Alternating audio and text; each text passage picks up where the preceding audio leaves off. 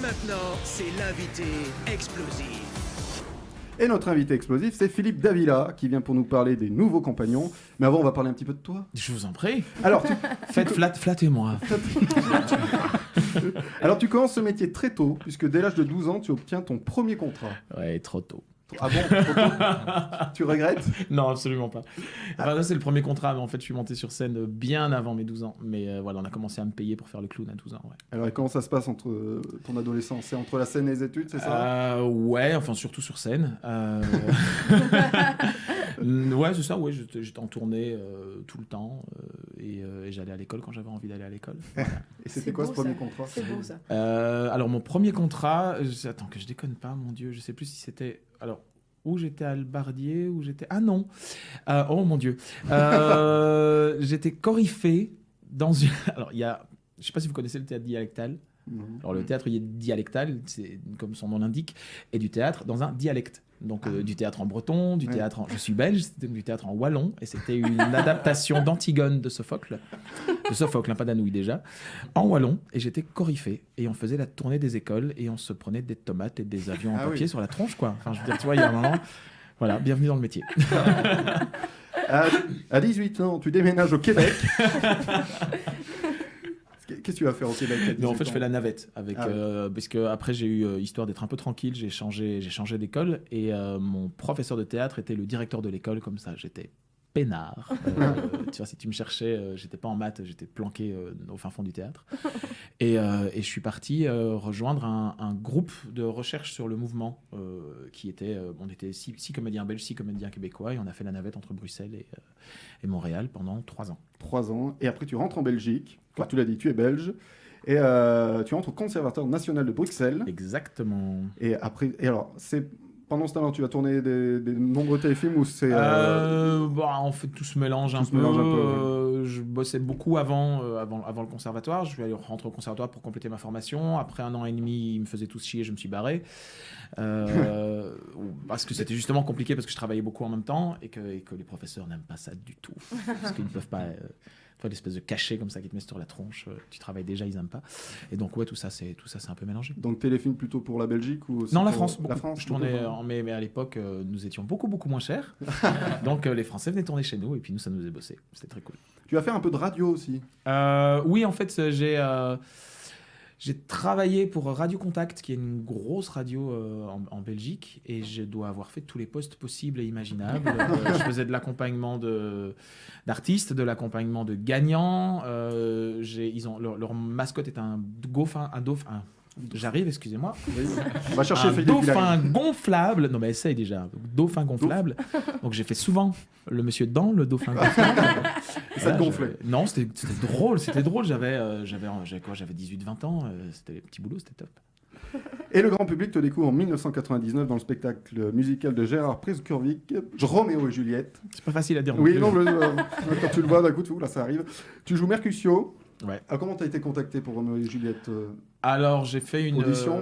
Non, j'ai fait une émission en Belgique qui était l'équivalent de Graines de Star en France, donc c'était une émission de télécrochet dans laquelle on m'a repéré. Et TF1 cherchait des gens un peu partout, donc ils ont appelé les gens de la Téloche qui leur ont dit vous avez qui à nous présenter, puis ils m'ont appelé, puis j'ai refusé 3 fois, et puis à la 4e je me suis dit bon, ils sont au bout de la rue, je vais y aller.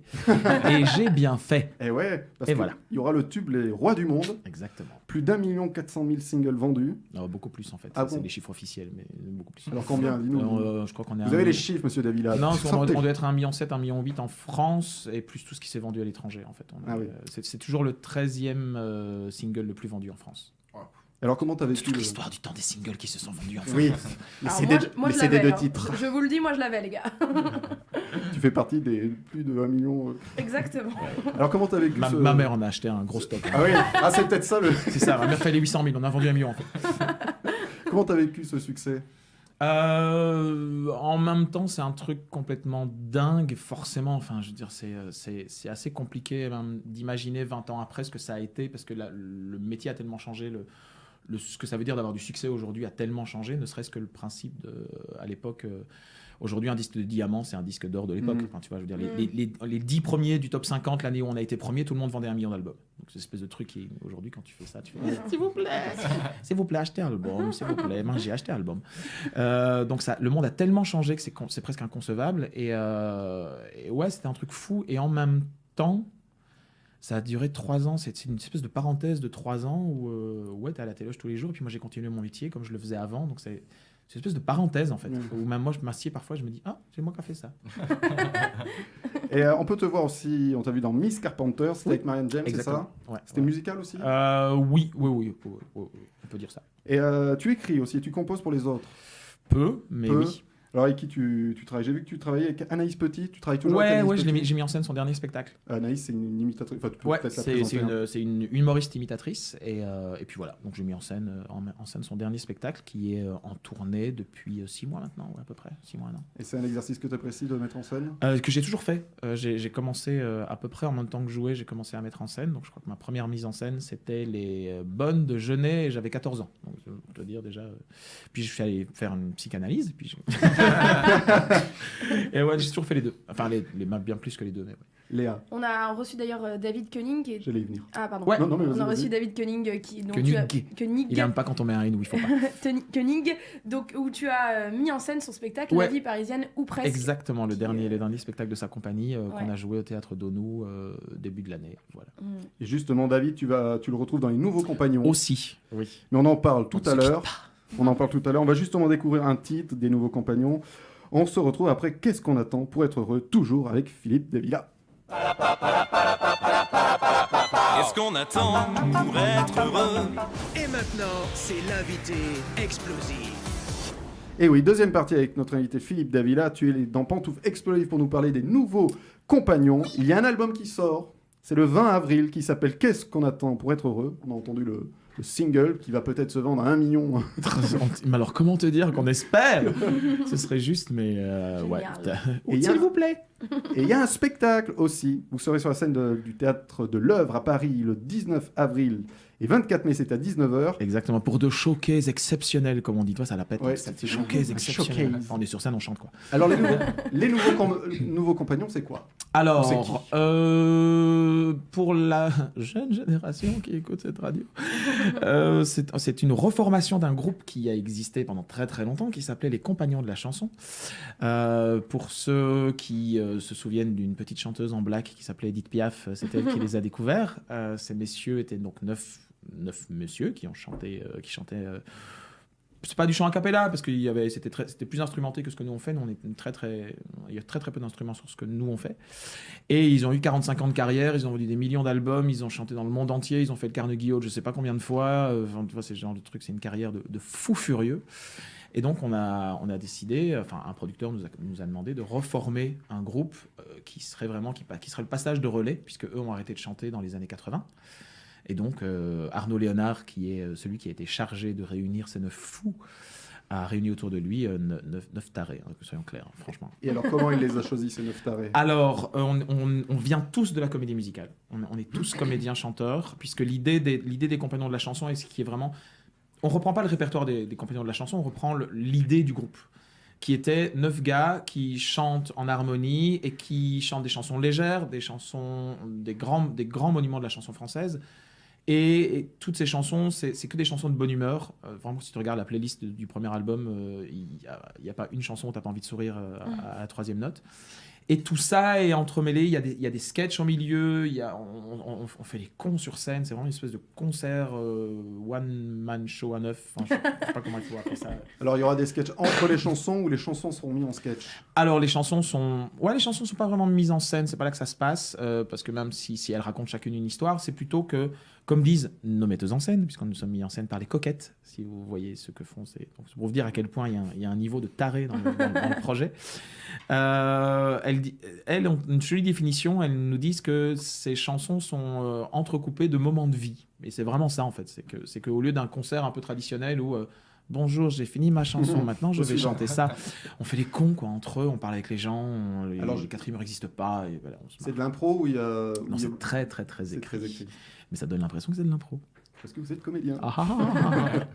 Alors, quel titre on va retrouver sur cet album, justement?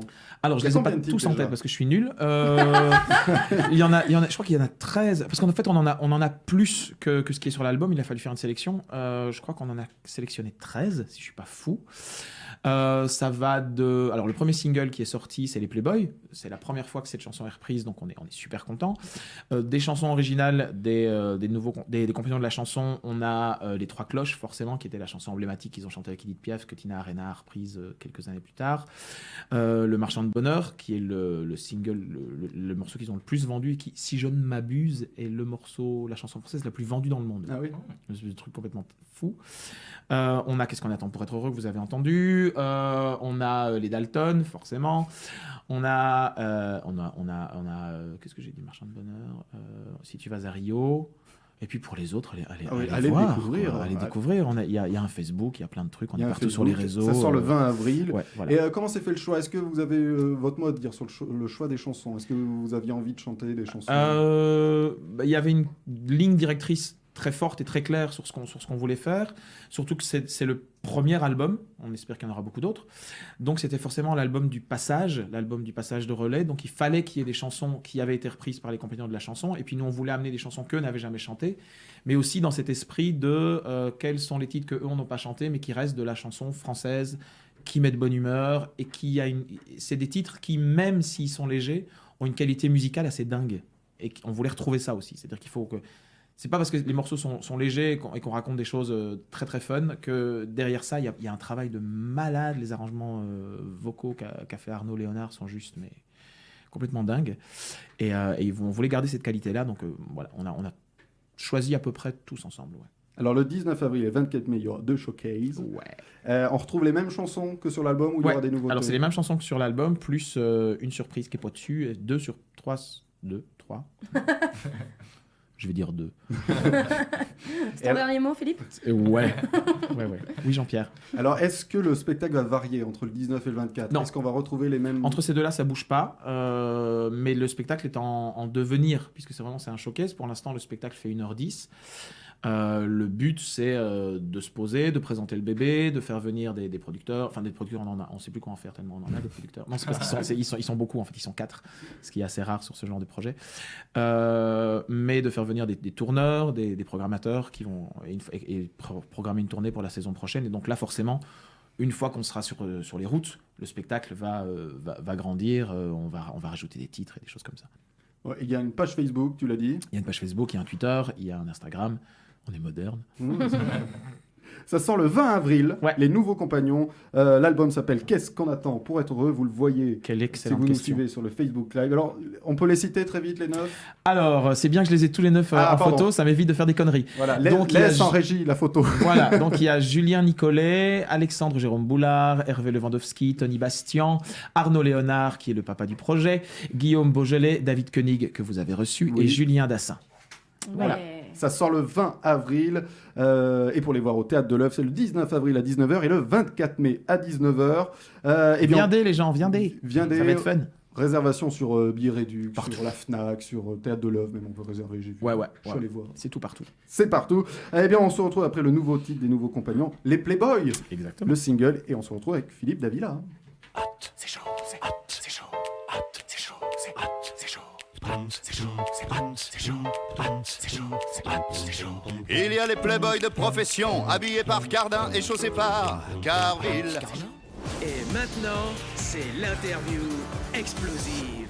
Philippe, comme tu as chanté Les Rois du Monde, je vais te faire une interview roi. Faut Ah. répondre très vite, ne réfléchis pas. Plutôt Burger King ou Prince de Lu? Aucun des deux.